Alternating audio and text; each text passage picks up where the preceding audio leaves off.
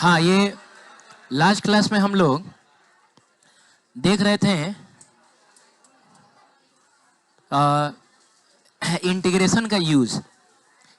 तो मैंने कहा था कभी भी फिजिक्स में इंटीग्रेशन यूज होगा तो सिर्फ एक ही काम के लिए यूज होगा, और वो काम है चीजों को जोड़ने के लिए। कभी कंफ्यूज नहीं रहना है। इंटीग्रेशन का इस्तेमाल हमेशा एक ही काम के लिए होता है, और वो है चीजों को जोड़ने के लिए। तो सवाल है कि कैसी चीजों को जोड़ने के लिए हम आखिर इंटीग्रेशन का यूज करते हैं, क्योंकि बचपन से लेके आज तक मैथ्स में हमने जोड़ा ही तो है, लेकिन आज तक कभी हमने इंटीग्रेशन यूज नहीं किया है। तो जवाब है इनफाइनाइटली स्मॉल क्वांटिटीज को जोड़ने के लिए। इनफाइनाइटली क्या? स्मॉल क्वांटिटीज को जोड़ने के लिए हम यूज करते हैं इंटीग्रेशन का। बोलो, जैसे मान लो कि एक क्वांटिटी है 0.00000 कितने बार जीरो? इनफाइनाइट टाइम जीरो फिर 1। पहले तो ये बताओ कि ये क्वांटिटी तुमको कैसा लग रहा है? बहुत बड़ा क्वांटिटी लग रहा है कि बहुत छोटा लग रहा है? बहुत बड़ा है। देखिए सर, 1.5 बीघा में लिखा है तो बहुत। डेसिमल के बाद ना आ रहा है, तो डेसिमल के बाद जितना जीरो आता जाएगा ये क्वांटिटी उतना ही बोलो छोटा होता जाएगा। तो ये तो बहुत छोटा है, लेकिन क्या हम अंदाजा भी लगा सकते हैं कि ये कितना छोटा है? नहीं यार। मान लो कि 0.001 होता तो हम अंदाजा लगा लेते हैं। इसका मतलब हुआ 1/1000। बोलो ना, 1 को 1000 हिस्से में बांट दो। क्या बोलते हो? अगर मान लो कि 1 2 3 4 5 जीरो के बाद अगर ऐसा 1 होता तो ये लिखा हुआ है 1/10⁻⁶ ना। 1 2 3 4 5 6 हो गया ना, तो ऐसा हो जाता। यानी 1/10 लाख। लेकिन हम इसका अंदाजा, क्योंकि हमको पता ही नहीं है कि बीच में कितना जीरो है, हम जितना जीरो मानेंगे उससे भी ज्यादा जीरो। बात एकदम मत करिए। हम जितना जीरो मानेंगे उससे भी ज्यादा जीरो लिखा हुआ है। तो कहने का मतलब है कि आप तो यूं मान के चलिए कि 1 को इनफाइनाइट हिस्सों में बांट दिया गया है। तो इनफाइनाइट हिस्सों में बांटोगे तो आपको नहीं लग रहा बहुत छोटा मिलेगा? इतना छोटा मिलेगा जिसका हम अंदाजा भी नहीं लगा सकते। तो ये इनफाइनाइटली स्मॉल क्वांटिटी। अब इसमें मान लो लिया कि हमको जोड़ना है 0.00000 कितने time zero? Infinite time zero. फिर मान लो 2 जोड़ना है, फिर प्लस 0.000 इनफाइनाइट टाइम जीरो, फिर 3 जोड़ना है। तो ये हम कैसी क्वांटिटीज को जोड़ रहे हैं? क्या हम इनफाइनाइटली स्मॉल क्वांटिटीज को जोड़ रहे हैं? और जब भी इनफाइनाइटली स्मॉल क्वांटिटीज जोड़ी जाएंगी हम यूज करेंगे किस चीज का? इंटीग्रेशन। क्या लिख रहा हूं मैं, सॉरी। हम यूज करेंगे किसका? इंटीग्रेशन का। सही है। लेकिन अगर फाइनाइट क्वांटिटीज होती हैं, जैसे मान लीजिए कि 5 + 6 + 7 + 8 + 9, ये सब इनफाइनाइटली स्मॉल थोड़े है। ये सब क्या है? फाइनाइट है। फाइनाइट क्वांटिटीज वो क्वांटिटीज होती हैं जिनका हम अंदाजा लगा के बता सकते हैं कि ये कितनी है। तो 5 कितना होता है पता है ना? 5 इतना होता है, 6 इतना होता है, 7 इतना होता है कि नहीं? तो इनको अगर जोड़ना होता है तो इसके लिए भी एक सिंबल यूज होता है। जो सिंबल कौन सा होता है? सिग्मा होता है। और ये सिंबल हमने बचपन में यूज किया है। बचपन का मतलब 9वां 10वां में। 9 10th में हमने बताइए ये सिंबल यूज किया है कि नहीं? मैथ्स के सबसे आखिरी चैप्टर जो स्टैटिस्टिक्स था, बारंबारता जो हम लोग पढ़ते थे, क्या उसमें ऐसा वाला सिंबल नहीं आता था? याद आ रहा है ना? चलिए बहुत बढ़िया, आगे बढ़ते हैं। अब सुनिए, हम इंटीग्रेशन का यूज देखेंगे ग्राफ में। कहाँ देखेंगे? ग्राफ में। तो इससे पहले मैं आपसे पूछूंगा कि एक ग्राफ में डिफरेंशिएशन का मतलब क्या होता है? देख लो, ग्राफ में डिफरेंशिएशन का मतलब क्या होता है? स्लोप होता है। याद होगा dy/dx = slope of x y graph. अरे बोलो भाई। इंटीग्रेशन का मतलब होता है एरिया अंडर दी कर्व, और उसी को अभी हम लोग प्रूफ करेंगे। तो पहले याद करो और बताओ। ग्राफ में डिफरेंशिएशन का मतलब होता है स्लोप, इंटीग्रेशन का मतलब होता है सब लोग नहीं बोला ना? Area under the curve. अब ये अगले 2 साल तक आप याद रखिएगा, ये आपसे बार बार पूछा जाएगा कि बताओ डिफरेंशिएशन आ गया तो ग्राफ में इसका क्या मतलब होगा? क्या बोलना होगा? स्लोप। इंटीग्रेशन आ गया तो ग्राफ में क्या मतलब होगा? Area under the curve. Differentiation इस फॉर्म का होता है, इंटीग्रेशन इस फॉर्म का ना होता है। तो इस फॉर्म में कोई चीज आ जाए, समझ लेना slope of x y graph है। और इस फॉर्म में कोई चीज आ जाए, समझ लेना ये area under the curve of x y graph है। बोलो, चलो ठीक है, अब ये कैसे होगा आओ देखते हैं। मान लो बाबू कि यू हैव अ ग्राफ, कौन सा ग्राफ, एक्स वाई ग्राफ, और वो ग्राफ का जो कर्व है वो कर्व ऐसा है।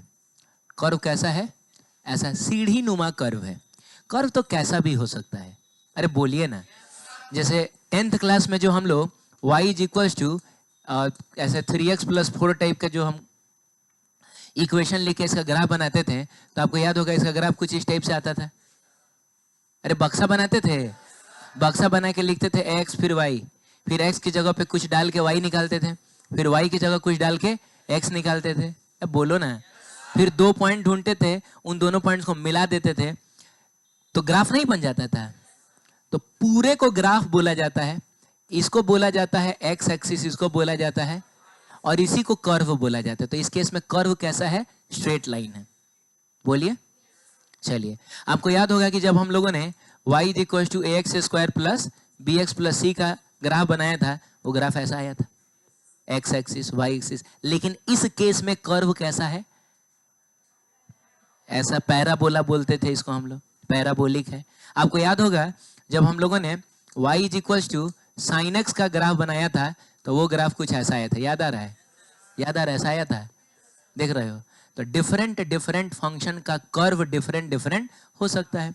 आपको याद होगा कि y इज इक्वल टू हमने cos x का भी तो ग्राफ बनाया था, तो वो भी ऐसा ही होता है, लेकिन वो शुरू होता है कहाँ से, 1 से, ये शुरू होता है 0, ये सब हमने देखा है। तो वैसे ही किसी फंक्शन का हमने ग्राफ बनाया और पता चला कर्व कैसा आ गया, ऐसा आ गया, जिसमें ये वाला जो पॉइंट है वो x1 है, ये वाला जो पॉइंट है वो x2 है, ये वाला जो पॉइंट है वो x3 है, ये वाला जो पॉइंट है वो x4 है। अरे बोलो भाई। चलो, ये वाला जो पॉइंट है वो y1 है, ये वाला जो पॉइंट है वो y2 है, and this point is y3। ठीक, पूछा गया है एरिया अंडर द कर्व बताइए। हाथ ऐसे मत रखो, व्हाट इज दिस यार, क्या बोल रहे हो?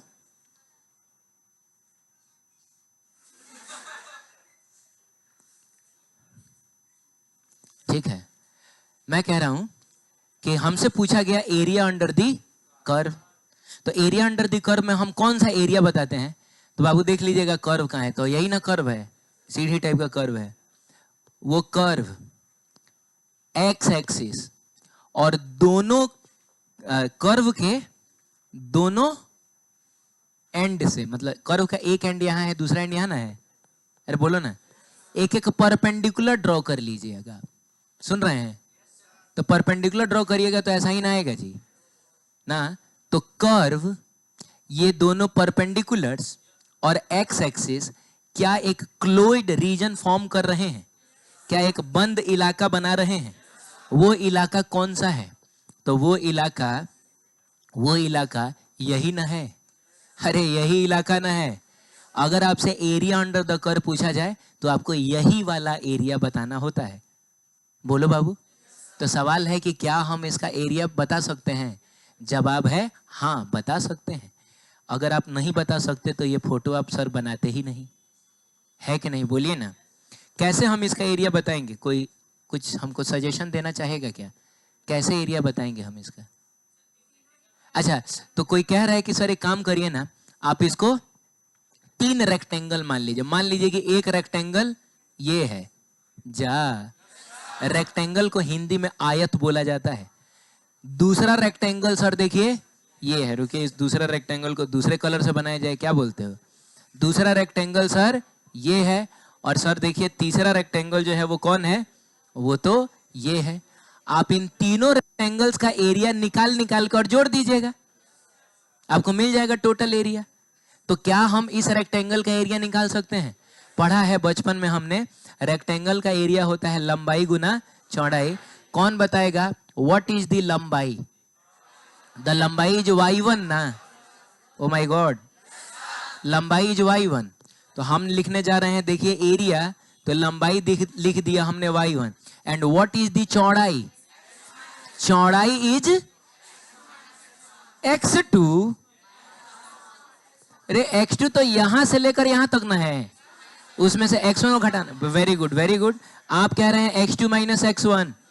चलिए, तो ये हमने निकाल लिया इस वाले रेक्टेंगल का एरिया।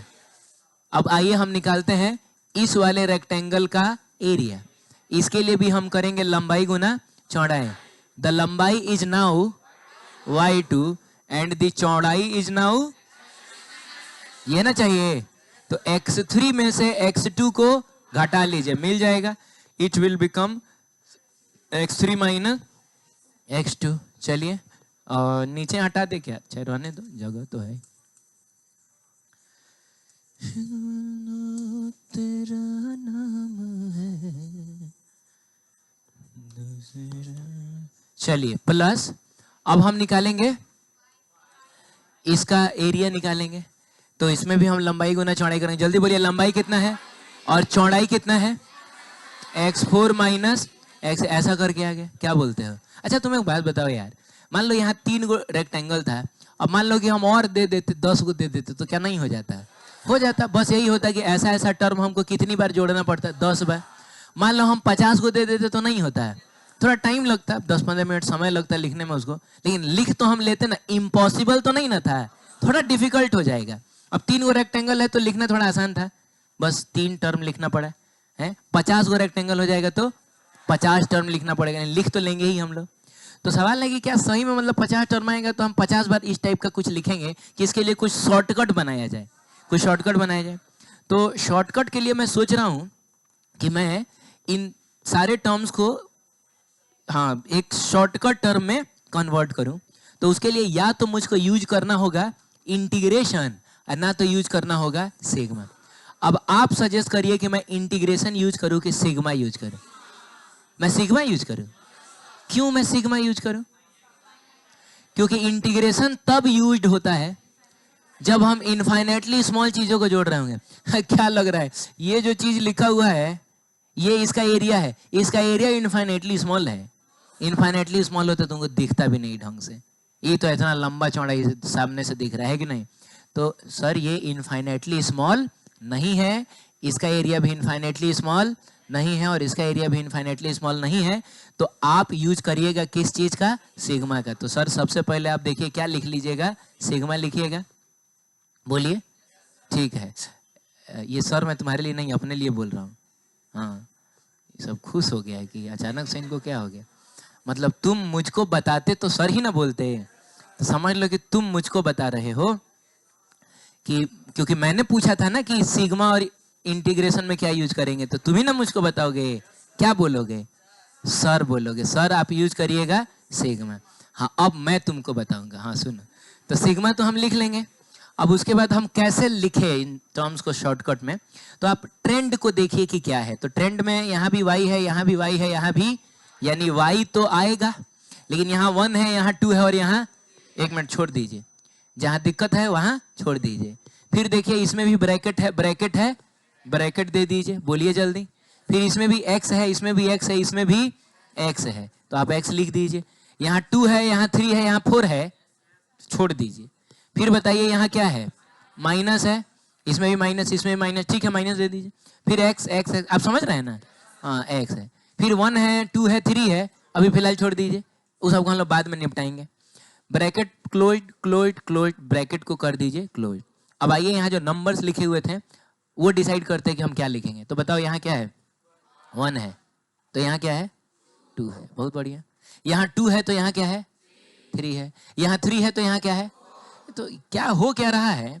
हो ये रहा है कि यहाँ जितना भी है उससे यहाँ एक ज्यादा है, जा उसे एक ज्यादा। यहाँ 1 है तो 2 है, यहाँ 2 है तो यहाँ 3 है, यहाँ 3 है तो यहाँ 75 होगा तो यहाँ ऐसा हो जाएगा। ठीक है, तो कहने का मतलब है यहाँ अगर i होगा ना बाबू, तो यहाँ i प्लस 1 हो जाएगा। ये तुमको समझ में आया क्या? यही ना ट्रेंड फॉलो हो रहा है, जो कुछ भी यहाँ है उसे एक ज्यादा यहाँ लिखा हुआ है। अच्छा यहाँ 1 है तो यहाँ नहीं बोल रहे हो, 1 है, यहाँ 2 है तो यहाँ, ओहो, और यहाँ 3 है तो वहाँ, इसका मतलब यहाँ i है तो यहाँ भी i, वहां भी i। ठीक है, हो गया। अब लिमिट इसमें भी रखा जाता है। बताइए ये i कम से कम कितना है? अरे शुरू कहां से हुआ है? कहाँ तक गया है? तो हम लोग लिखेंगे I बराबर 1 से लेके 3। अब बोलिए ऐसा आपने पढ़ा है ना बचपन में इस टाइप का कुछ?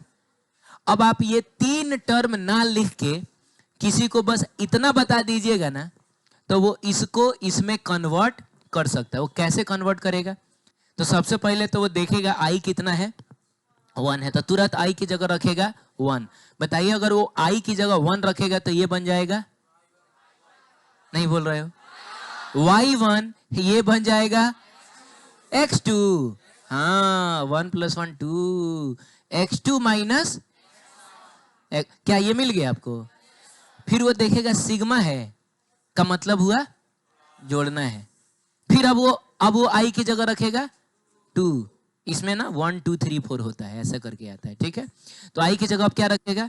तो 2 रखेगा, तो y2 into x3 minus x2, ये वाला टर्म मिल गया।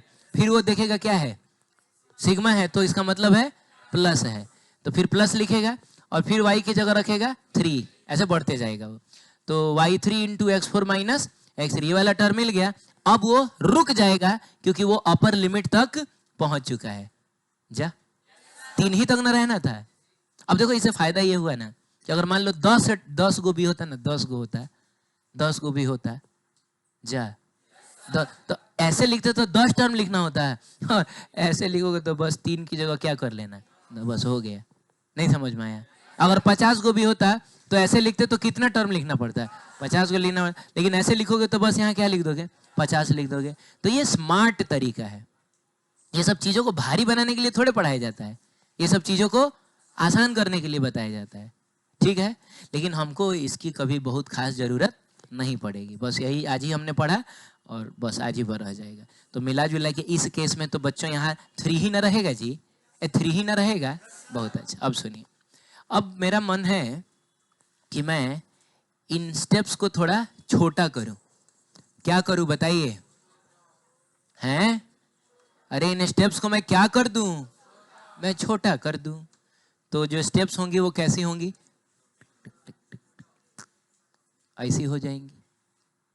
जा स्टेप्स जो होंगी वो ऐसी हो जाएंगी। जरूरी नहीं है कि मतलब एकदम लग रहा है सीधा ही जा रहा है, सीधा होना बिल्कुल जरूरी नहीं है, ऐसे भी हो सकता है। ये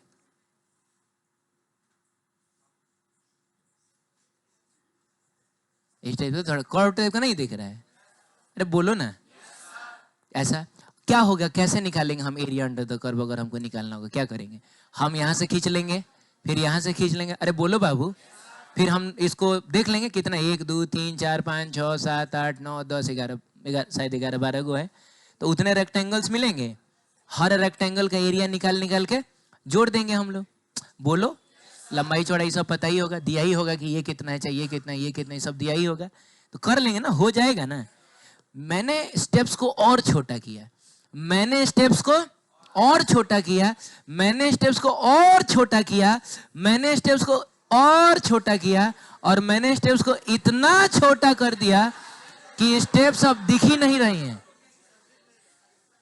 मैंने स्टेप्स को इतना छोटा कर दिया कि अब स्टेप्स हमको दिख ही नहीं। क्या आपको उसमें स्टेप दिखाई दे रहा है? लेकिन आप यकीन मानिए हर इंस्टेंट पर देखिए, आप थोड़ा आगे जा रहे तो थोड़ा ऊपर जा रहे, थोड़ा आगे जा रहे थोड़ा ऊपर जा रहे, थोड़ा आगे जा रहे थोड़ा, अरे बोलना यार।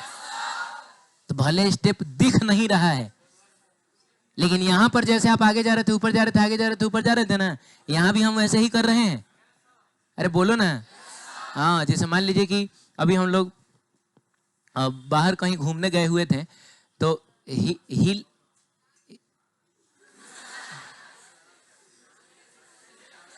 हम लोग सिक्किम गए हुए थे, सिक्किम। हाँ,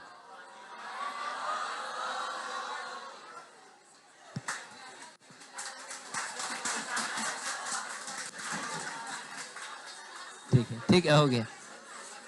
हम लोग सिक्किम गए हुए थे, तो पूरा सिक्किम पहाड़ों पे बसा हुआ है। उसमें आपको कहीं कोई प्लेन नहीं दिखेगा, मतलब आपको कभी ऐसा रोड दिखेगा ही नहीं।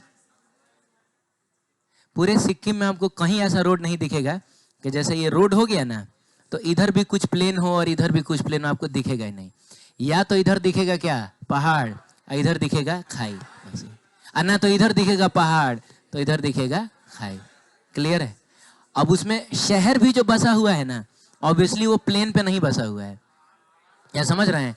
जैसे अगर ये कोचिंग है, शांत रहो, अगर ये कोचिंग है तो अगर तुमको अमित सर के कोचिंग में जाना है, चाहे इधर मेरे घर जाना है, तो एकदम सीधा ऐसे ना जाओगे।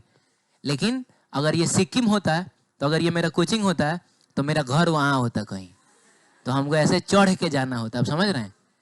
तो बिल्कुल आपको कहीं भी एक जगह से दूसरे जगह जाना है तो या तो आपको पहाड़ चढ़ना है, नहीं तो आपको पहाड़ उतरना ही है। समझ रहे हैं? तो उस केस में ऐसे ही सब होता है। तो हम लोग अगर मान लो हम यहाँ से यहाँ आ रहे हैं तो हम कर क्या रहे हैं? हम थोड़ा आगे भी बढ़ रहे हैं और थोड़ा ऊपर भी तो जा रहे हैं। हम दोनों काम एक साथ कर रहे हैं। ये जो कदम बढ़ा के मैंने अभी यहाँ रखा है, तो इस एक कदम में देखो मैं दो काम करूंगा। आप समझे नहीं? मैं क्या करूंगा? मैं थोड़ा आगे भी चला जाऊंगा और थोड़ा ऊपर भी आ जाऊंगा। तो ये काम यहाँ भी हो रहा है, लेकिन स्टेप्स इतनी छोटी हैं कि आपको दिखाई नहीं दे रही हैं। और जाहिर सी बात है, ये कौन सा एक्सिस है बताइए? X axis. और ये कौन सा एक्सिस है? वाई एक्सिस है। अच्छा, अब अगर मान लीजिए कि ये वाला x1 है और ये वाला क्या है बाबू? x2 है, और तुमसे पूछा एरिया अंडर द कर्व बताओ। तो इसमें हम इसलिए बता दिए थे क्योंकि हमको यहाँ 3 रेक्टेंगल्स दिख रही थी। इसमें हम लोग इसलिए बता दिए थे क्योंकि हमको 10 से 11 रेक्टेंगल्स दिख रहे थे। इसमें आपको रेक्टेंगल्स दिख रहे हैं क्या? दिख ही नहीं रहे हैं। और देखने की कोशिश भी करेंगे तो इसमें कितने रेक्टेंगल्स होंगे? बहुत पतले पतले पतले पतले इनफाइनाइट रेक्टेंगल्स होंगे। तो थोड़ा मुश्किल तो अब लग रहा है कि हो गया है। यार बोलो भाई। तो देखो, घबराने की जरूरत नहीं है। जैसा पिछली बार हमने क्या किया था कि किसी एक रेक्टेंगल का हमने एरिया निकाल लिया था। और फिर यहां से इंस्पिरेशन लेके हमने इसको इसमें कन्वर्ट कर लिया था कि नहीं? देखो ना, क्या था? यहाँ 1 था तो यहाँ 2 था, यानी एक ज्यादा था। तो यहाँ i लिख दिए, यहाँ i+1 लिख दिए, फिर जो यहाँ था वही यहाँ था। तो वही काम हम इसमें भी करेंगे। हम इसमें भी कोई एक रेक्टेंगल कहीं चुनेंगे। ध्यान से समझिएगा, मैं एक बहुत इंपॉर्टेंट स्टेप उठाने जा रहा हूं, जो स्टेप अब आने वाले 2 सालों में आपको हमेशा उठाना पड़ेगा। हाँ बोलो, आने वाले 2 सालों में याद रखना पड़ेगा। ठीक है, चलो।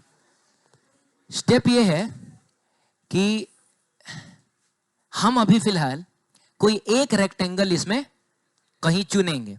अब आप बताइए कि एक रेक्टेंगल, मान लीजिए अगर आप यहाँ पे चुनते हैं, तो इस रेक्टेंगल की मोटाई कितनी होगी? बहुत ज्यादा होगी? बहुत कम होगी? जी हाँ, बहुत कम होगी। और बहुत कम का मतलब लगभग हम उनको इनफाइनाइटली स्मॉल मान सकते हैं। चलिए, अब ये रेक्टेंगल आपने कहाँ लिया है ये आपको बताना पड़ेगा। तो मान लीजिए आपने यहां से किसी x डिस्टेंस पे, कहां पे? x डिस्टेंस पे, तो ये वाला पॉइंट कुछ और नहीं है, x ही ना होगा। हाँ, तो आपने x डिस्टेंस पे dx थिकनेस का, कितने थिकनेस का? अब ये d सामने लग गया तो क्या आपको घबराहट हो रही है? किसी भी चीज के सामने d लग जाए का मतलब हुआ कि वो इनफाइनाइटली स्मॉल चीज है। ओ माय गॉड, तुम एक बात बताओ, ये जो चौड़ाई था x2 माइनस x1, तो ये डेल्टा x ही ना था? हे भगवान, फाइनल x माइनस इनिशियल है, तो ये डेल्टा x ही ना था?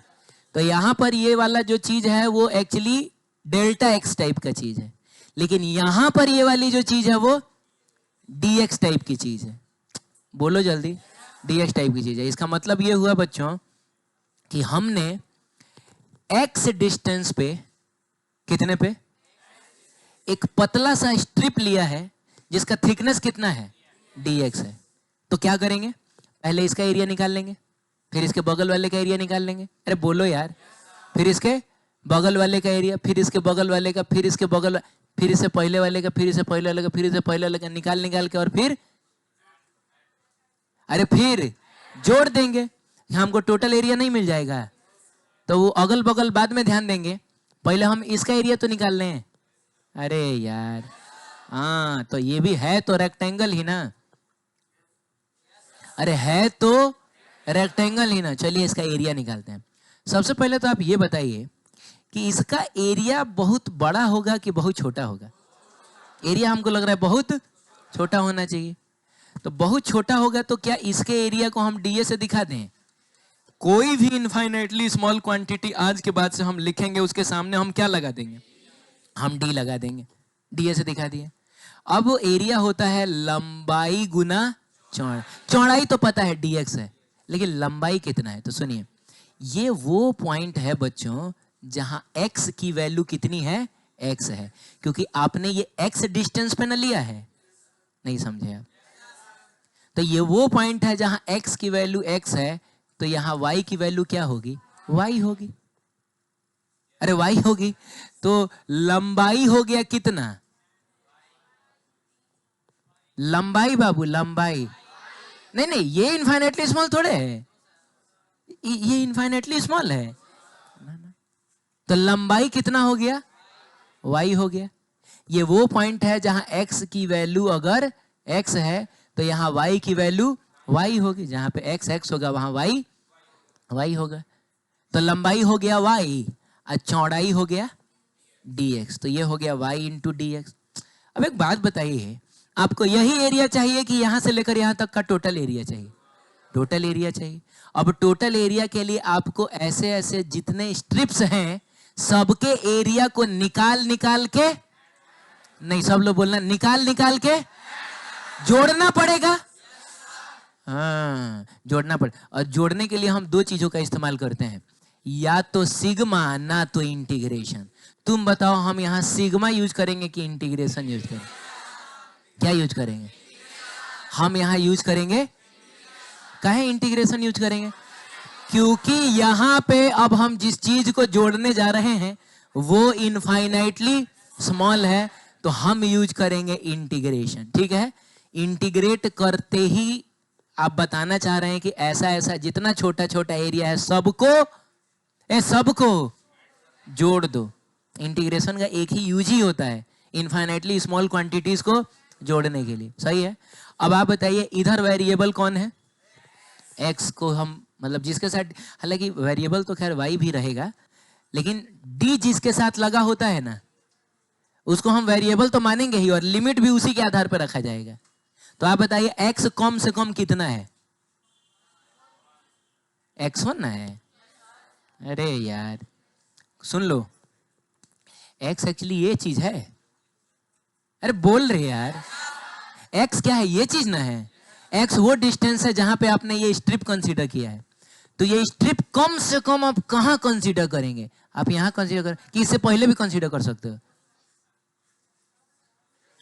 जो सबसे पहला स्ट्रिप होगा वो यहीं पे ना होगा जी। कहां पे होगा? और ज्यादा से ज्यादा आपको जाना है x2 के बाद नहीं जाना। हो सकता है कि ये कर्व और आगे भी हो सकता है ये कर्व और पीछे भी हो, लेकिन आपको एरिया बस यहां से लेके यहां तक का ही चाहिए। नहीं समझे आप? हमको एरिया बस यहां से लेकर यहां तक का ही चाहिए। क्या बोलते हो? तो हम ये स्ट्रिप मिनिमम कहां लेंगे?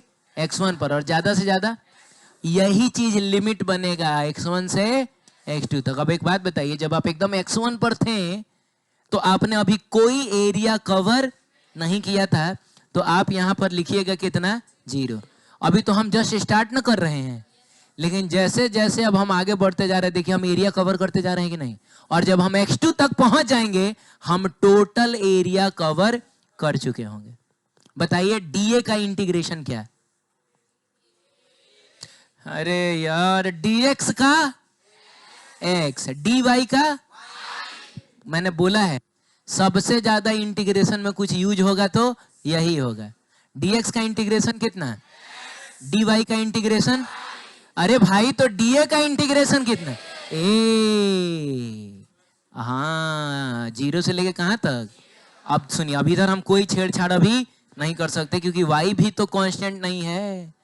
अरे जैसे जैसे x बदल रहा है वैसे वैसे y भी बदल रहा है, तो बाहर मत निकाल देना इसको, वो अंदर ही रहेगा। लेकिन हम इंटीग्रेट अभी फिलहाल कर नहीं सकते हैं। हाँ, कोई ये बता देगा कि y बराबर x² है,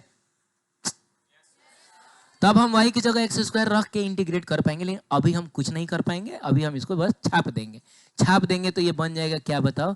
y into d x from x1 2 बाबू बताओ ना, x2 क्लियर है।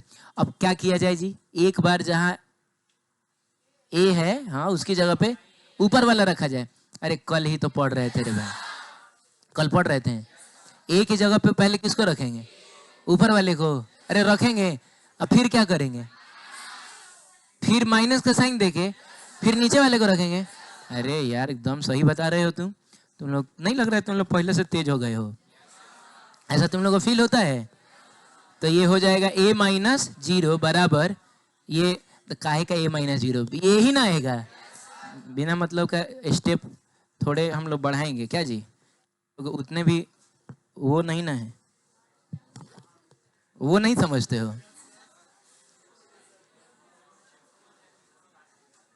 क्या।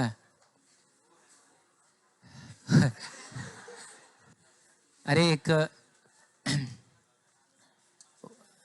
खैर छोड़ो।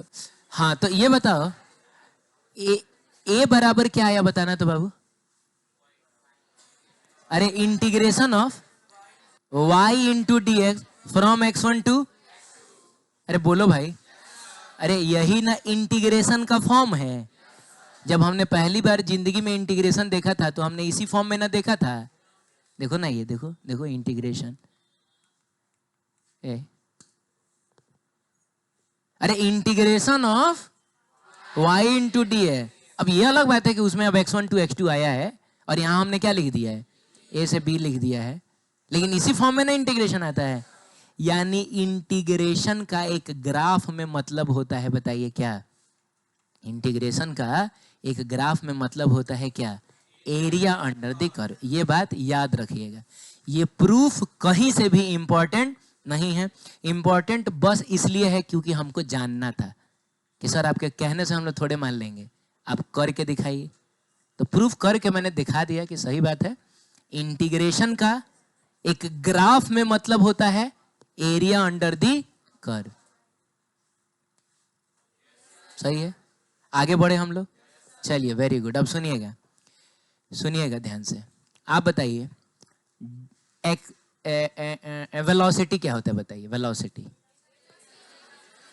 Rate of change of displacement with respect to time. तो तुमको कुछ परेशानी है क्या, तुम खड़े हो जाओगे सेकंड नंबर वाला, हाँ चश्मा वाले के बगल, सेकंड नंबर, हाँ कोई परेशानी है क्या, हाँ खड़े हो जाओ। तो बताओ डिफरेंशिएशन का ग्राफ में मतलब क्या होता है, शांत रहो तुम लोग, कोई नहीं बोलेगा। डिफरेंशिएशन का ग्राफ में मतलब क्या होता है,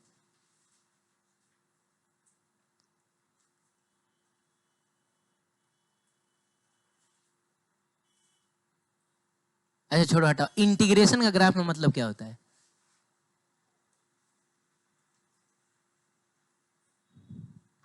तुम बोलो, उसके बगल में जो है डिफरेंशिएशन का ग्राफ में मतलब होता है, हैं? डिफरेंशिएशन का ग्राफ में मतलब क्या होता है, ग्राफ में डिफरेंशिएशन का क्या सिग्निफिकेंस है, छोड़ो हटा, इंटीग्रेशन का ग्राफ में मतलब क्या होता है, ग्राफ में इंटीग्रेशन का मतलब होता है कि हम इंटीग्रेट कर देंगे।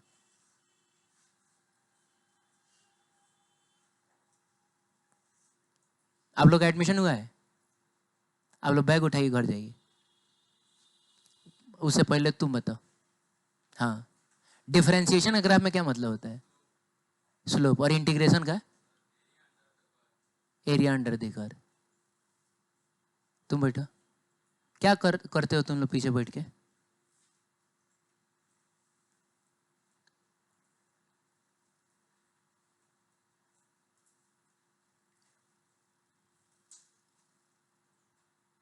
चलो आखिरी वार्निंग देता हूँ, ठीक है, बैठो।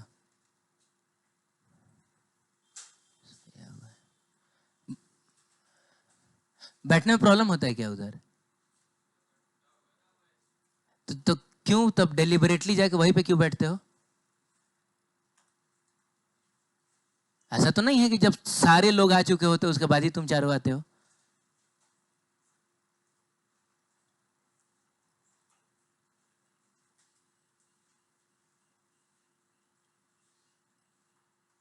बैक बेंचर बनने का शौक है? हैं? तो किसी दिन बना देंगे बढ़िया से।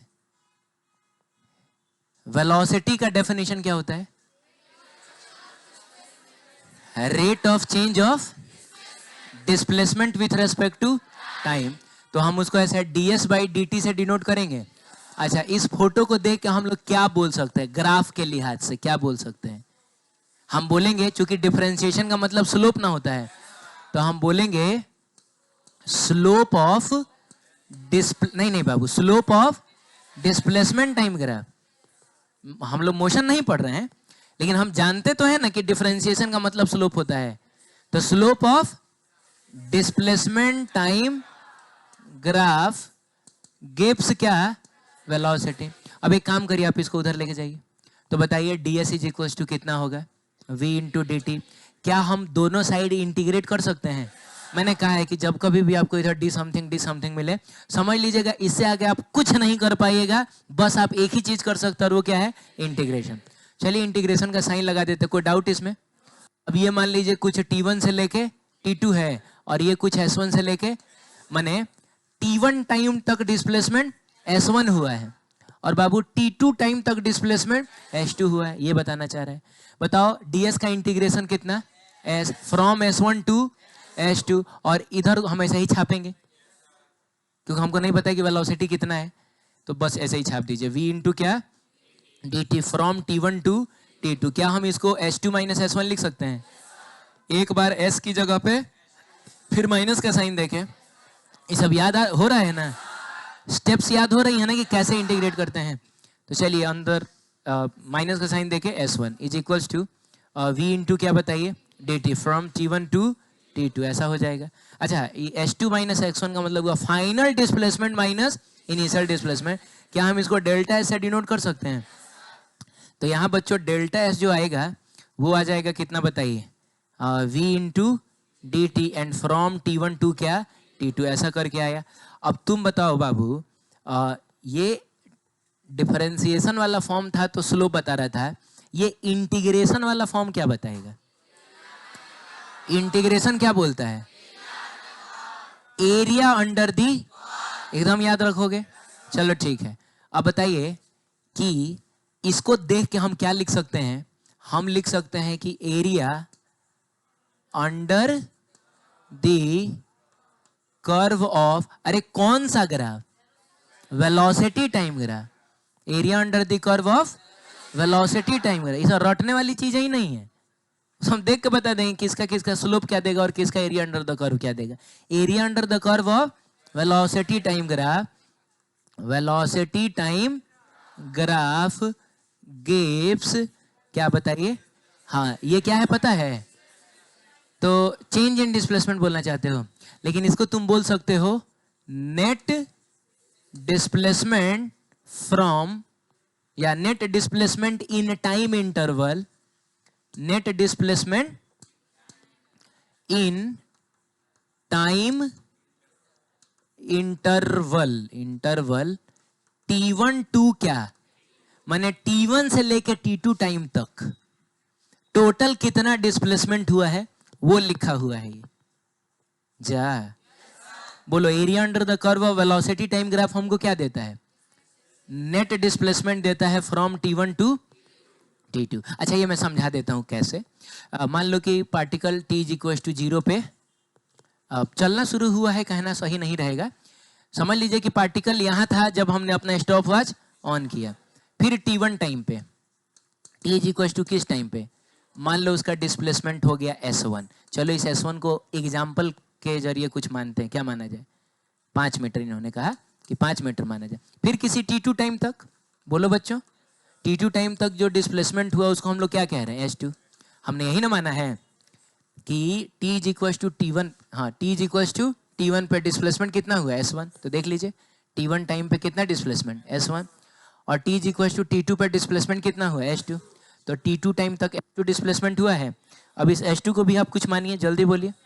नहीं 10 मत मानिए, कुछ और मानिए, 20 मानिए। चलिए 20 मानिए। अगर मैं आपसे पूछूं कि यहाँ s2 माइनस s1 जिसको हम डेल्टा s कहते हैं वो क्या है, तो 15, तो 15 मीटर एक्चुअली है क्या? आपको नहीं लग रहा 15 मीटर ये वाला डिस्टेंस है? जा, तो ये यही ना 15 मीटर डेल्टा एस है। तो कोई पूछेगा डेल्टा एस क्या है, तो क्या है? Delta s is the net displacement from T1 to T2।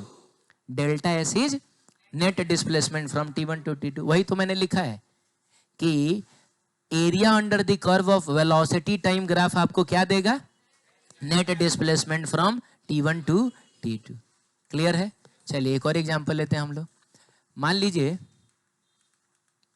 हाँ, मान लीजिए कि अगर मैं पूछूं कि एक्सेलरेशन क्या होता है, तो क्या होता है? Rate of change of velocity with respect to time. अब आप इस dt को उधर लेके जाइए। अच्छा पहले तो ये बताइए, इस फोटो को देख के आप क्या बोलेंगे? डिफरेंशिएशन का मतलब होता है, बोलेंगे स्लोप ऑफ, क्या? Slope of velocity time graph gives, क्या बताइए? एक्सेलरेशन। ACCL के ऊपर n लिखा तो ये एक्सेलरेशन है, ठीक है। अब इस dt को इधर लेके जाइए, तो ये dv हो जाएगा a इंटू dt। क्या करने का मन कर रहा है बताइए? अब समझ में आ रहा है ना? कभी देखो डरना मत, इंटीग्रेशन से सब मामूली चीजें होती हैं, है ना। इधर बताइए वेरिएबल किसको मानेंगे हम? t को तो किसी भी कीमत पर वेरिएबल मानना ही होगा, क्योंकि उसके साथ d लगा हुआ है। अच्छा, तो टाइम जो होगा वो मान लो T1 से लेके कुछ T2 है, और इधर वेरिएबल कौन है? तो ये कुछ V1 से लेके, अब dv का इंटीग्रेशन dv का integration from V1 to V2, और अंदर में आएगा a into dt from T1 to T2। क्या इसको V2 माइनस V1 लिखा जाए? आप लोग समझ रहे हैं ना? V2 माइनस V1 को क्या हम डेल्टा v लिख दें, और ये हो जाएगा a इंटू क्या dt from T1 to T2। तो बताइए ये फोटो आपसे क्या कहना चाह रहा है? क्या कहना चाह रहा है? इंटीग्रेशन का ग्राफ में मतलब होता है एरिया अंडर दी कर्व। ये कहना चाह रहा है कि area under the curve of कौन कौन graph? Acceleration time graph. Area under the curve of क्या? एक्सेलरेशन टाइम ग्राफ गिव्स क्या? Net velocity. नेट वेलोसिटी नहीं, यहां वर्ड यूज होगा change in velocity. Change in क्या? Velocity during time interval T1 to, माने T1 से T2 time के बीच में वेलोसिटी में कितना चेंज हुआ है, ये आपको पता चलेगा। चलिए ये भी मैं आपको एग्जांपल से समझा देता हूं। मान लो बाबू कि t इज इक्वल टू 0 पे हमने स्टॉप वॉच ऑन किया, बोलो ठीक है, तो पार्टिकल यहां था उस समय, फिर आगे बढ़ा होगा कहीं, तो t is equal to T1 पर वेलोसिटी है मान लीजिए V1, और कुछ अपने से बोलिए कितना? 7। वाह, 7 मीटर पर सेकेंड। आफ्टर सम टाइम, क्योंकि एक्सेलरेशन है तो वेलोसिटी में तो चेंज होगा ही। आफ्टर सम टाइम मान लीजिए कि t इज इक्वल टू किसी T2 टाइम पे जो वेलोसिटी है वो V2 हो गई, क्योंकि यही हमने देखा भी है। T1 टाइम पे वेलोसिटी कितना है? V1 है, T2 टाइम पे वेलोसिटी V2 है। तो आपको बताना है कि V2 कितना लिया जाए, कुछ बोलो। 15। चलिए 15 मीटर पर सेकंड। तो आप मुझको ये बताइए कि डेल्टा V का क्या मतलब हुआ? V2 minus V1। डेल्टा भी V2 माइनस V1 करोगे तो 15 में से 7 घटाओगे कितना आएगा? ये 8 मीटर पर सेकंड क्या है? ये वेलोसिटी का चेंज है। नहीं समझे? पिछली बार ये 15 मीटर जो आ गया था वो तो नेट डिस्प्लेसमेंट आ गया था फ्रॉम T1 टू T2, लेकिन अब की बार ये 8 मीटर पर सेकंड क्या हो सकता है? तो चेंज हो सकता है कि हाँ सर T1 पे 7 था और T2 पे 15 हो गया है, इसका मतलब सर 8 मीटर पर सेकंड का चेंज आया है। तो यहाँ पर हम लोग क्या यूज करेंगे? चेंज। ये सब मोशन जब हम लोग स्टार्ट करेंगे ना तो हमको दोबारा पढ़ना है ये सब, बोलो ना। तो उस समय हमारा नजरिया दूसरा होगा, उस समय हम प्रॉपर मोशन पढ़ रहे होंगे। अभी हम सिर्फ क्या देख रहे हैं? हम ये देख रहे हैं कि कभी भी हमारे जीवन में इंटीग्रेशन दिखेगा तो उसका मतलब ग्राफ में क्या होगा? Area under the curve. Area under the curve of acceleration time graph gives us change in velocity in time interval T1 to T2। सही है। तो और भी बहुत सारा एग्जाम्पल मेरे ख्याल से उसमें 2 ही दिए हैं कि और भी ढेर सारा दिए हैं, और दिए हैं कौन कौन सा, करंट का भी दिए हैं। तो वो हो जाएगा ना, हो जाएगा, कॉन्सेप्ट ही तो है वो, आप अपने से देखिएगा दोनों। चलिए आगे बढ़ते हैं, हम एक क्वेश्चन करेंगे, सुनिएगा। क्वेश्चन देखिए क्या है, find the area under the curve, और कर्व क्या है बताइए, y is equal to x square minus 5x plus 6 है, यही ना है। और एरिया आपको कहां से कहां चाहिए, तो पहले चाहिए हमको 0 से 2 तक का, फिर हमको चाहिए 2 से 3 तक, ठीक है। सबसे पहले तो ये बताओ कि क्या ये कर्व ड्रॉ करने तुमको आता है, तो हमने बकायदा पढ़ा हुआ है, क्वाड्रेटिक इक्वेशन का ग्राफ बनाना हमने सीखा हुआ है। अब आप बताइए कि क्या ये वही क्वाड्रेटिक इक्वेशन है जो हमने एग्जाम्पल में यूज किया था, और क्या ये वही क्वाड्रेटिक इक्वेशन है जो हमने डिफरेंशिएशन के लास्ट में जब हम लोग स्लोप पढ़ रहे थे तो वहां भी यूज किया था। तो बताइए इसका ग्राफ बनता कैसा है, अपवर्ड पैराबोला बनता है, और y एक्सिस को कट करता है, और x एक्सिस को कट करता है 2 और 3 पे। याद आया ना बाबू, वाह क्या बात है, वेरी गुड। तो इसी कर्व का एरिया बताना है आपको, एरिया अंडर द कर्व बताना है आपको। लेकिन in the first part area बताना है फ्रॉम 0 to 2। तो बताओ x इज इक्वल टू 0 पे कर्व है कहाँ, नीचे है, कहाँ है, अरे ऊपर यहाँ ना है, हाँ। और x इज इक्वल टू 2 पे कर्व कहाँ है, यहाँ है। यानी तुमको पता है, तुमको बस इतने सेक्शन का, यहां से लेकर यहां तक का एरिया अंडर द कर्व बताना है। कितने लोगों को लग रहा है कि ये एक स्ट्रेट लाइन है, और स्ट्रेट लाइन है सर, आप एरिया लिखिए हाफ गुना बेस इनटू हाइट, क्योंकि सर ये ट्रायंगल है। कितने लोगों को लग रहा है कि ये स्ट्रेट लाइन है, कितने लोगों को ये स्ट्रेट लाइन लग रहा है, ये स्ट्रेट लाइन है।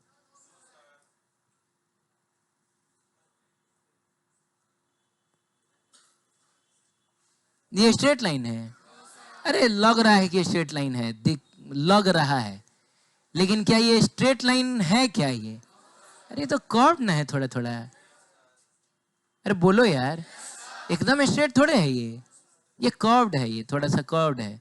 तो मैं बनाया है तब कहीं तुमको लग रहा होगा कि स्ट्रेट है, एक कॉमन सेंस भी यूज करो यार। स्ट्रेट तो कब होता है, जब ग्राफ एकदम ऐसा होता है तब ना बोलते हैं स्ट्रेट है, और ये भी क्या है, ये तो कर्व्ड है, ये तो इस टाइप से बना हुआ है, इस टाइप से हर जगह देखोगे थोड़ा सा कर्व आएगा।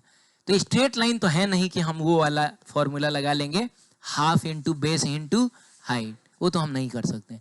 तो हम क्या करेंगे, हमको इसी का एरिया अंडर द कर्व चाहिए। इसका मतलब हुआ कि ये कर्व एक्स एक्सिस और इन दोनों, सॉरी,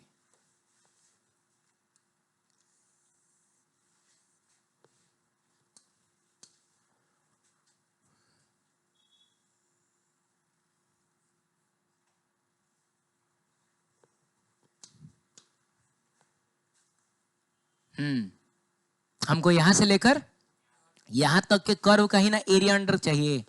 तो क्या किया जाए बताइए, कर्व एक्स एक्सिस, और यहां से तो परपेंडिकुलर ड्रॉ करना ही नहीं पड़ेगा, लेकिन यहां से तो करना पड़ेगा ना। तो हम एक परपेंडिकुलर ड्रॉ कर लेते हैं, इसका मतलब कहीं ना कहीं हमसे ये वाला एरिया पूछ रहा है ना बाबू।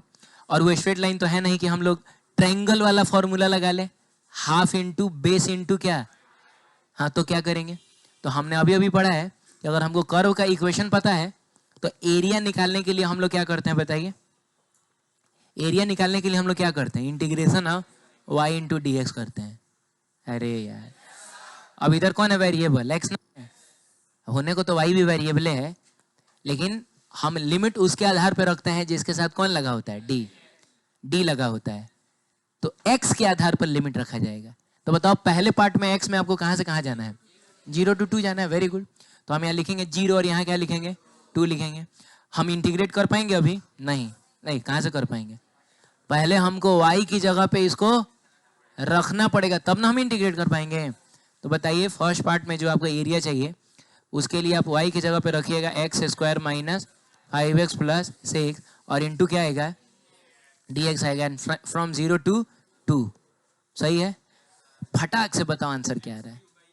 ए लड़का, फाइनल आंसर बताओ, लिमिट पुट करके बताओ कितना आंसर आएगा। 14/3 आ रहा है। बाकी लोग भी करिए, बाकी लोग भी। कुछ लोगों का शायद 14/3 आ रहा है। ठीक है, चेक किया जाएगा इतना ही आ रहा है कि नहीं। कल हमने सीखा है ना इसको सॉल्व करना। ठीक,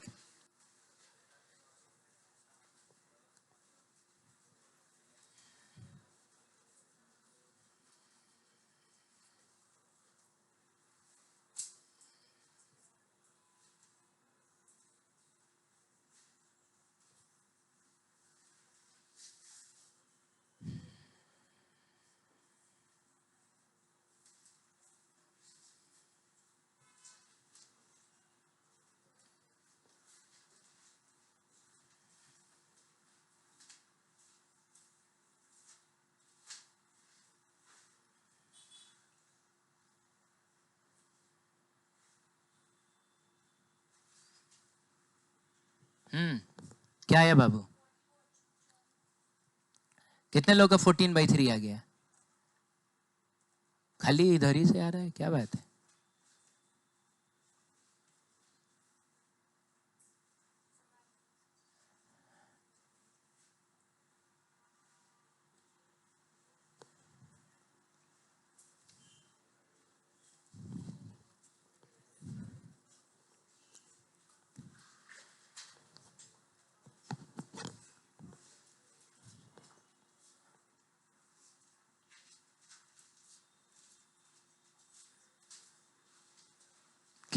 कितने लोग का आंसर आया? आ गया? कितना आ रहा है? अच्छा, जिसका भी आ रहा है 14/3 आ रहा है। अच्छा, और कोई है जो ट्राई कर रहा है? तो मैं रुक जाता, अदरवाइज मैं कर देता। कितने लोग ट्राई कर रहे हैं? करो करो करो। अरे इंटीग्रेशन तो आता है ना आपको उसका, इंटीग्रेट करिए, उसके बाद ब्रैकेट में डाल के फिर नीचे वाला लिमिट नीचे, ऊपर वाला लिमिट ऊपर ना। आसान तो है। फिर पहले ऊपर वाला लिमिट रखिए, फिर माइनस का साइन देके नीचे वाला लिमिट रखिए। ये तो सबका आना चाहिए, सब किसी का आना चाहिए, किसी के ना आने का कोई सवाल ही पैदा नहीं होना चाहिए। कितना आ रहा है? 14/3 आ रहा है। अच्छा चलिए हम भी देख लेते हैं। सबसे पहले बताइए इसका इंटीग्रेशन कितना होगा? x³/3, क्योंकि इंटीग्रेशन का तरीका ये होता है कि पावर में 1 ऐड करके उसी पावर से डिवाइड करते हैं। तो 2 में 1 ऐड करोगे तो 3 आएगा, और फिर 3 से ही डिवाइड करना होगा। माइनस है तो माइनस दिया जाए, याद है? 5 पार्टिसिपेट, x का पावर अभी फिलहाल कितना है? 1 है, तो 1 में 1 ऐड करोगे तो 2/2 हो जाएगा। प्लस का साइन दिया जाए। और 6 का इंटीग्रेशन कितना? याद है मैंने कहा था कि रट लो इस बात को कि अगर कोई अकेला कांस्टेंट मिल जाए तो उसके बगल में हम ये वाला कांस्टेंट, सॉरी ये वाला वेरिएबल लगा देते हैं। अब यहाँ x है तो x लिख देंगे, y होता तो y लिख देते हैं, हाथी होता तो हाथी लिख देते हैं। तो काम खत्म हो गया? नहीं, काम खत्म नहीं हुआ। हम इसको डालेंगे ब्रैकेट में, और नीचे वाला लिमिट नीचे और ऊपर वाला लिमिट ऊपर लिखेंगे। क्या बोलते हो? हाँ सही है। अब हम जहां जहां बच्चों मेरे x है उसकी जगह पे रखेंगे 2। अच्छा, कुछ कट छट रहा है? कुछ कट वट तो नहीं रहा है? कुछ चीज कॉमन निकल के बाहर हो रहा है? नहीं, कॉमन भी कुछ नहीं निकल रहा है, तो रहने दिया जाए। और जहां जहां x है उसकी जगह पे 2 रखा जाए। चलिए सबसे पहले यहाँ 2 रखें, तो बताओ ना, 2^³/3 माइनस 5 इंटू 2²/2 ना जी, आप प्लस 6 इंटू कितना? 2, 6 इंटू 2, वेरी गुड। तो ये तो हमने जहां जहां x था उसकी जगह पे क्या रखा? 2। अब माइनस का साइन देखे, अरे जगह नहीं है, जगह होता तो मैं यहाँ ना माइनस का साइन देता है, जगह नहीं इसीलिए मैंने नीचे माइनस का साइन दे दिया। जहां जहां x है उसकी जगह पे अब क्या रखना होगा? 0 रखना होगा। तो मैंने अब हम सही में 0 रखे हैं। क्या मैं डायरेक्ट 0 लिख दूं क्या? क्योंकि यहाँ 0 रखोगे तो 0/समथिंग 0, फिर 0 इंटू करो चाहे डिवाइड करो, फिर यहाँ भी 0 ही आएगा। अरे बोलो ना। हाँ, यानी बस इसी को तो सॉल्व करना रह गया है। अब आप बताइए कि इसको सॉल्व करके क्या रहा है? 14/3। देखिए इतना जोड़ घटाव आपको तो आना चाहिए। क्या आप ये बोलेंगे क्या कि आप इसको सॉल्व नहीं कराएं तो दिक्कत हो गया? इतना कर लोगे ना? ठीक है, अब इतने सारे लोगों का 14/3 आ रहा है तो सही होना चाहिए, क्या बोलते हो? और मैं भी 10 साल से ये क्वेश्चन करा रहा हूं तो मुझको भी याद है, इसका आंसर आता है 14/3। ठीक है, तो इतना यूनिट आंसर आएगा, मतलब इसका जो एरिया होगा ना बाबू वो कितना होगा? 14/3 यूनिट होगा। अगले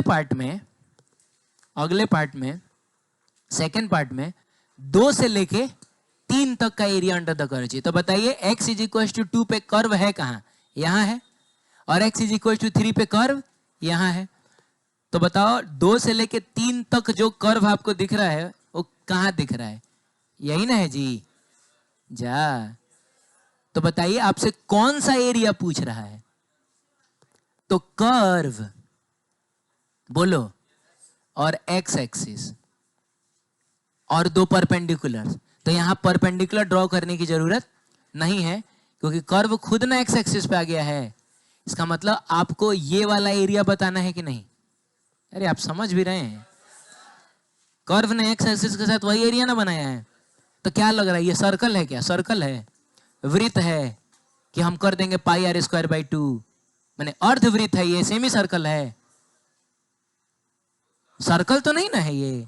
नहीं है, आप जानते हैं ये पैराबोलिक शेप का होता है, यानी कि वो सब फॉर्मूला काम नहीं करेगा जो πr² हम लोग करते थे। तो क्या करना होगा बताइए?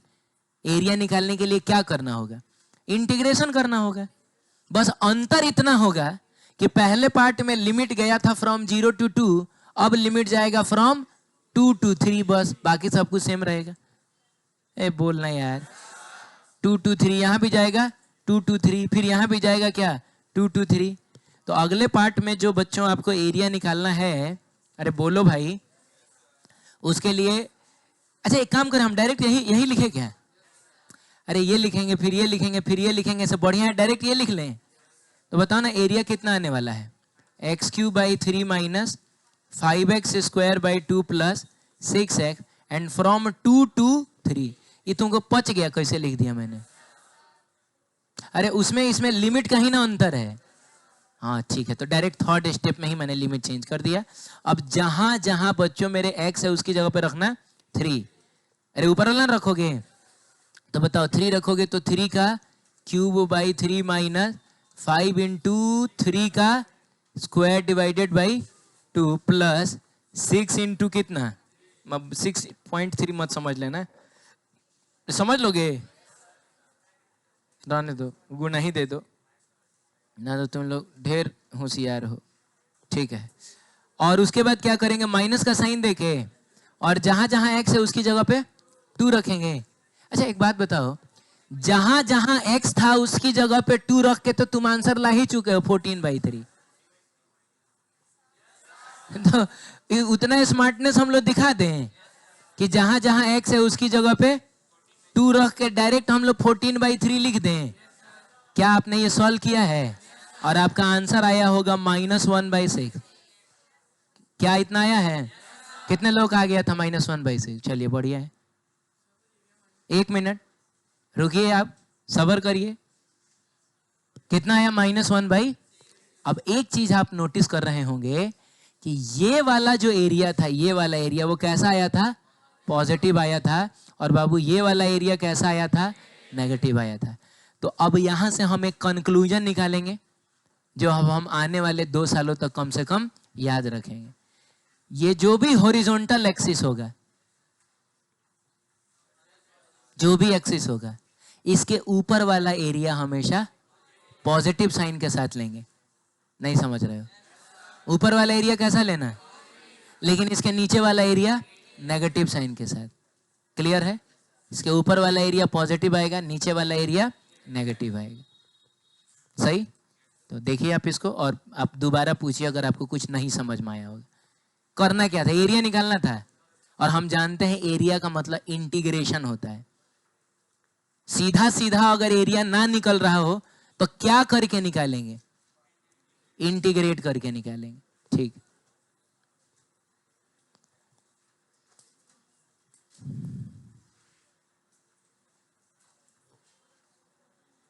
एक दिन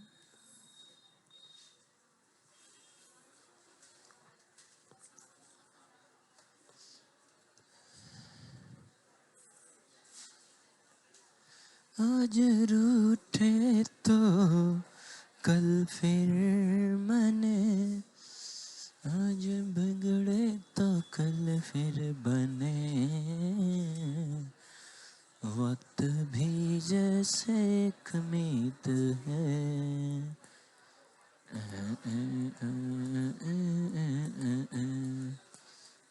अच्छा, बहुत दिनों से मैंने पूछा नहीं है कि कितने लोगों का आज पहला क्लास है।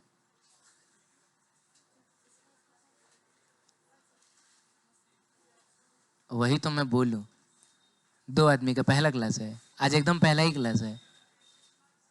तो ये सब तो कुछ समझ में आया नहीं होगा, कुछ नहीं, नथिंग। तुमको तो ये भी नहीं समझ में आया होगा कि सामने वाला मैथ पढ़ा रहा है कि फिजिक्स पढ़ा रहा है।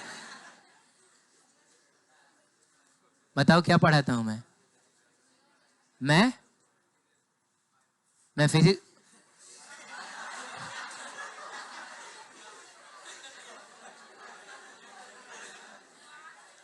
ठीक है, मैं फिजिक्स पढ़ा तो इतना पता है ना, बस आज के लिए इतना ही काफी था। बट ठीक, तुम्हारा कोई दोस्त है? कौन दोस्त है? तुम है? तुम कब से आता है? शुरू से? मैंने लगभग तो शुरू से माना जाएगा। तो उसको आज काहे लेके आया है? बाहर गया था, तुम अंदर गया था। नहीं, मैंने, कोई बात नहीं है तो। अच्छा, तुम कहीं बाहर चले गए थे? कहाँ चले गए थे? हैं? कोटा चले गए थे? तो फिर इधर तबीयत तुम्हारा खराब हो गया था? तो फीस कितना दे के आए हो? हैं? 65,000 दे दिए थे, वापस हुआ ना? अब बैठ जाओ, क्या करोगे? तुम्हारा क्या है? तुम कहाँ इतना लेट से आया? गांव गया था? चलो ठीक है, ये बताओ। हाँ, ये बताओ। अच्छा तो सुनो, 1 मिनट, सुनो। ओए कोटा वाले, हाँ, ये मैथमेटिकल टूल्स तो कम से कम पढ़ रहे होगे वहाँ? तो बायो से है तो फिजिक्स पढ़ा रहा होगा ना कोई टीचर। तो क्या शुरू किया था? यही सब ना पढ़ा रहा होगा। तो ये सब पढ़े थे वहाँ? इंटीग्रेशन पढ़ लिए थे लास्ट में आपसे? अच्छा ठीक है, बैठो तो। खैर कोई बात नहीं, बैठ जाओ। दोबारा पढ़ना है ये? दोबारा समझना है तो हम आगे बढ़े हैं। चलिए ठीक है, अब सुनिएगा। अच्छा, एक और क्वेश्चन है ना शायद? एक और क्वेश्चन है, एक और क्वेश्चन होगा। बोल रहा है, क्वेश्चन नंबर कौन सा है बोलिए? 54 है। नंबरिंग सुधार लीजिएगा, मैं भी थोड़ा गड़बड़ सड़बड़ होता होगा। ये वाले का नंबरिंग 53 था ना? ये कर लीजिएगा 53 और ये है 54। ये जरूर बोल रहा होगा find area under the curve, y बराबर क्या? साइन है ना बाबू? चलो पहले पार्ट में बताओ, फ्रॉम कहां से कहां? x is equal to 0 to 2 pi. अच्छा तुम ये बताओ, तुमको 2 पाई समझ में आया? 2 पाई का मतलब क्या होता है? 2 पाई का मतलब 360 डिग्री होता है। 2 pi is nothing but 360 degree. ये 2 पाई एक्चुअली रेडियन में है। 2 पाई एक्चुअली रेडियन। चलो ठीक, अब सुनो। हाँ, और भी बहुत सारा आई थिंक पार्ट होगा। दूसरा पार्ट में क्या बोल रहा है? 0 टू पाई। तीसरे पार्ट में 0 टू 2। चौथे पार्ट में पाई 2 पाई। ओहो, समझ गया। पाई टू 2 पाई। अच्छा, यही होगा, चारे को पार्ट दिया होगा मैंने। हाँ, तो सबसे पहले तो ये बताइए, क्या आपको y equal to sin s का ग्राफ ड्रॉ करने आता है? अच्छा, एक और बात है, क्या हमको ये एरिया निकालने के लिए ग्राफ ड्रॉ करना जरूरी था? एरिया निकालने में ग्राफ का कहाँ कोई यूज आया? वो तो मैंने, शांत रहिए, वो तो मैंने एनालाइज करने के लिए ना ड्रॉ किया था। ताकि मैं आपको दिखा सकूं कि ये जो 14/3 आया है वो एक्चुअली एरिया है किसका, तो वो इसका है। और -1/6 आया है वो एरिया है किसका, तो वो इसका है। अरे बोलो भाई। हाँ, तो ग्राफ एरिया निकालने के लिए ग्राफ ड्रॉ करने की जरूरत नहीं है, लेकिन फिर भी अगर आता है तो ड्रॉ कर लेते हैं, क्या दिक्कत है, बताइए जल्दी।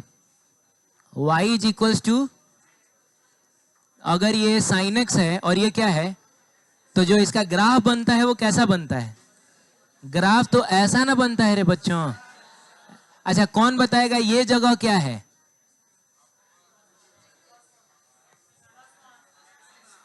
नहीं नहीं ये यहां क्या लिखूं, मैं यहां 1 लिखूं, ये 0 है। अरे ये 90 डिग्री होता है, 90 डिग्री, ये 180 डिग्री होता है। 90 डिग्री का मतलब हुआ π/2, 180 का मतलब हुआ पाई, 270 का मतलब हुआ 3π/2। मार डालेंगे, बोलोगे ये सब कहां से आ रहा है, तो पढ़ा है ट्रिगोनोमेट्री में हम लोगों ने। तो 270 डिग्री 3π/2 नहीं होगा, यह है 1π/2, यह है 2π/2, यह है 3π/2, यह होगा 4π/2। 4π/2 का मतलब 2π। हाँ 360 डिग्री हो गया ये।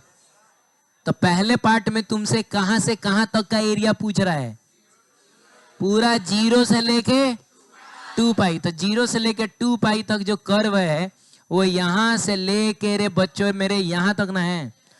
अरे तो निकाला जाए एरिया, क्या एरिया के लिए πr² वाला फॉर्मूला यूज होगा, ये तुमको सर्कल दिखाई दे रहा है, नहीं दिखाई दे रहा है। तो हम ना एरिया के लिए हाँ integration of y into d x, काहे का y बराबर कितना है, तो sin x into d x from 0 to कितना रे बच्चों 2π। समझ रहे हो ना। देखो हम जितना भी मैथमेटिकल टूल्स पढ़े होते हैं ना वो सब अब धीरे धीरे सब यूज होगा। आप समझ रहे हैं। हाँ बताइए, sin x का इंटीग्रेशन माइनस cos x होता है, sin x का डिफरेंशिएशन cos x होता है। तो जिसका डिफरेंशिएशन पॉजिटिव होता है उसका इंटीग्रेशन नेगेटिव। sin x का डिफरेंशिएशन अगर cos x है तो इंटीग्रेशन होगा माइनस cos x। बहुत अच्छा, हम ब्रैकेट में डाल दें, अब माइनस साइन को बाहर निकाल दिए, 0 से लेके कहां तक जाएंगे 2π तक। अब एक बार हम यहां लिखेंगे 2π या माइनस का साइन देके cos 0, ये तुमको समझ में आ रहा है। जहां x है उसकी जगह क्या रखना होगा 2π, फिर माइनस का साइन दीजिए, फिर 0 रखिए। cos 2π कितना होता है, cos 360 डिग्री कितना होता है, कितना, नहीं ना याद है किसी को, कितने लोगों को याद है cos 360 डिग्री। याद तो किसी को नहीं होगा, लेकिन आप कितने लोगों को ट्रिक पता है कि कैसे करेंगे हम, तुम बताएगा, तुम बताओ कितना, cos 360 डिग्री चाहिए, cos 360 डिग्री ने लिखा है तो कितना होगा -1 होगा, कितना होगा, कौन कौन बताएगा 1 होगा, कौन बताएगा कि कैसे होगा। पहले मैं बता देता हूं आंसर 1 ही होगा, तुम बताएगी कैसे, बताओ। अब हम क्या करे रे दादा,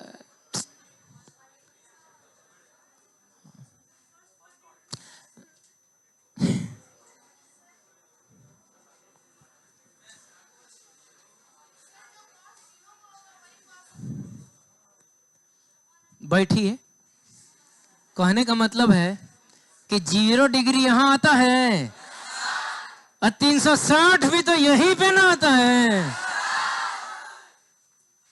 360 कहीं और आता है। 0 का मतलब है चला ही नहीं है, 360 का मतलब एक चक्कर लगा के फिर वही पहुंच गया।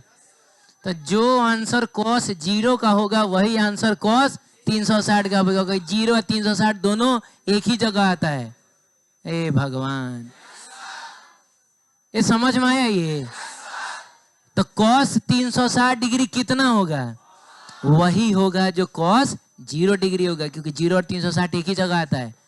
तो मिला जुला के बताओ भाई, 1 माइनस cos 0 कितना होता है, हैं? तो ये आंसर तो 0 आ गया। ये क्यों 0 आ गया, ये आंसर 0 आ गया। कह रहा है कि यहां से लेकर यहां तक total area under the curve 0 होगा। ये कहीं कैसे हो गया भाई? कौन हाथ उठा के बताएगा ये कैसे हो गया? कह रहा है यहां से लेकर यहां तक ये जो कर्व है, इस कर्व का टोटल एरिया जो होगा वो 0 होगा। कैसे होगा? हाथ उठा के समझाओ जल्दी, समय कम है, जल्दी बोलो। हाँ, ये लड़का कह रहा है कि सर देखिए यहां से लेकर यहां तक जो आप टोटल एरिया निकाल रहे हैं उसमें कुछ एरिया ये रहा और कुछ एरिया, और सर देखिए इस एरिया को हम सब लोग नहीं बोला है, और इस एरिया को कौन ज्यादा है? ये ज्यादा है कि ये ज्यादा है? अरे सर तो जितना पॉजिटिव में उतना ही, तो क्या टोटल 0 नहीं होगा? तो मिला जुला के मेन बात बताऊं, मेन बात यह है कि हमको यहां से लेकर यहां तक का एरिया अगर बताना था ना, हमको ये सब करने की जरूरत एक्चुअली थी ही नहीं। वो तो हम देख कर बता देते कि जितना पॉजिटिव ठीक उतना ही नेगेटिव, तो आंसर कितना आएगा? 0 आएगा। Is it clear? चलिए अब सुनिएगा फॉर सेकेंड पार्ट। फॉर क्या? Second part. तो सेकेंड पार्ट में हमको एरिया चाहिए कहां से कहां तक? 0 to पाई। तो क्या हम डायरेक्ट यहां पहुंच जाए? चलो ठीक है, सुनो, minus cos x from 0 to क्या? तुम बताओ बच्चों, ये cos pi minus cos 0, cos pi minus cos 0। चलो ठीक है, बताओ कॉस पाई का क्या मतलब हुआ? 2 पाई अगर 360 डिग्री है तो पाई कितना है? ये कॉस 180 है, कॉस 180 कितना होगा? सुनो, जो आंसर यहां होता है, सुन रहे हो, जो आंसर उसका नेगेटिव यहां होता है तो कॉस 0 डिग्री होता है तो कॉस 180 होगा। याद रखोगे? कॉस 180 कितना होगा? तो कॉस 180 हम लोग लिखेंगे क्या? ये माइनस तो इंटीग्रेशन की वजह से ना आया था। कॉस 180 -1, फिर लिखो माइनस, फिर कितना 1, अब माइनस माइनस -1 -1 -2, माइनस उसको बना देगा। इसका मतलब हुआ इसका जो एरिया होगा वो +2 यूनिट है। हेलो, कितना है? क्या प्लस में नहीं होना चाहिए? एकदम होना चाहिए, क्योंकि ये कहाँ है? ऊपर है। अब हमसे कहाँ का कहाँ पूछ रहा है? 0 to यहाँ, मैंने तुमसे ये वाला एरिया पूछ रहा है तुमसे। बस अब ये देखो बाबू मेरे, इतना का एरिया पूछ रहा है, इतना का नहीं समझ रहे हो। 0 से π/2 का मतलब बस यहाँ से यहाँ तक है ना। इसका तो मैं मुंह जबानी बता दूंगा अभी। कितना होगा? कैसे 1 होगा? सर अगर यहाँ से लेकर यहाँ तक का ये टोटल 2 है तो सर ये उसका आधा ही ना है, तो हम ऐसे ही बता देंगे 1 होगा। लेकिन कोई बात नहीं है, हम लोगों को टाइम पास भी तो करना रहता है। बोलो ना, कितना पढ़ेंगे हम लोग? रुक जाओ। अच्छा, क्वेश्चन तो इधर था ही रे, कोई बात नहीं है, हो गया, देख लो, कोई दिक्कत नहीं है। ए रुक ना रे भाई, हम क्या करेंगे यहाँ? 0 से π/2 करेंगे। तो देखो एरिया जो आएगा आपका वो minus cos x from 0 to π/2 minus cos x की जगह पे कितना? π/2 माइनस कॉस 0। यही ना करते हैं हम लोग? कॉस 90 डिग्री कितना होता है? 0 होता है। तो माइनस कितना? 0 और माइनस 1। तो यहाँ से तो -1 ना मिला, और वो माइनस साइन किसको क्या बना दे? और क्या आपने भी यही नहीं निकाला था? तो अब काहे के लिए आखिरी वाला छोड़ के जाओगे? बताओ, पाई से लेकर 2 पाई। ओ माय गॉड, ये कह रहा है यहां से लेके यहां तक का बताने को बोल रहा है। मुंह जबानी बता देंगे। ये यहां से लेकर यहां तक कितना आया था, तो ये कितना होगा? हो जाएगा। और अगर जब मान लो कि कहे इसको भी छोड़ के हम लोग जाए, है कि नहीं? बताओ ना जल्दी। तो माइनस कॉस एक्स, पाई से कहा 2 पाई रे बाबू, माइनस कॉस कितना? माइनस का साइन दो और कॉस कितना? पाई। बताओ तो कॉस पाई कितना होता है? नहीं सॉरी, कॉस 2 पाई कितना होता है? 2 पाई का मतलब 360 डिग्री ना। कॉस 360 डिग्री कितना होता है? तो ये हो जाएगा 1। अब माइनस कॉस पाई कितना होता है? तो अगर cos 0 डिग्री 1 होता है तो cos 180 डिग्री -1 होता है, तो ये हो जाएगा -1। अभी माइनस माइनस मिलके तो 1 + 1 2, और क्या ये -2 यूनिट आ गया है, और क्या क्या क्या इसका -2 यूनिट नहीं आना चाहिए था? आप समझ रहे हैं? यानी कि कभी अगर कोई इक्वेशन देके उसके कर्व का एरिया पूछे, हम क्या करेंगे? हम इंटीग्रेट करेंगे। सही है? क्लियर है? ये था आपका पूरा मैथमेटिकल टूल्स। ठीक है।